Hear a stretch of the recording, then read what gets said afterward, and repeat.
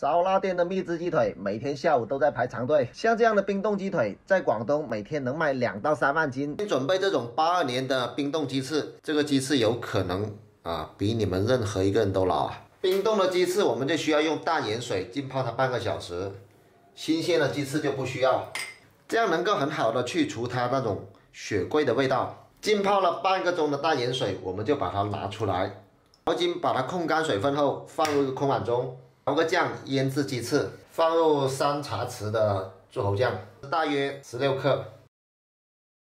当然，你也可以用叉烧酱腌制。3茶匙的柱侯酱配上1茶匙的蚝油，放上2勺碎冰糖或者白糖，喜欢吃甜一点的可以放3到4勺冰糖。最后放上1勺胡椒粉，再放上1勺二锅头，给它去香增腥。最后放入葱蓉。蒜蓉抓拌10分钟，抓好以后放入冰箱腌制8个小时。要想它入味快，每4个小时就拿出来捞一下，再进行腌制，这样更加容易入味。把腌制好的鸡腿逐一的摆在烤盘上，把它放入烤箱中，用230度高火烤5分钟。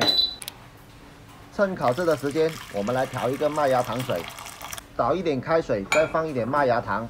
把麦芽糖融化掉，这一个就是蜜汁糖浆啦。时间到，我们把鸡腿取出来，刷上蜜汁糖浆。如果你不刷糖浆，烤出来的鸡腿就不靓仔，就不好看啦。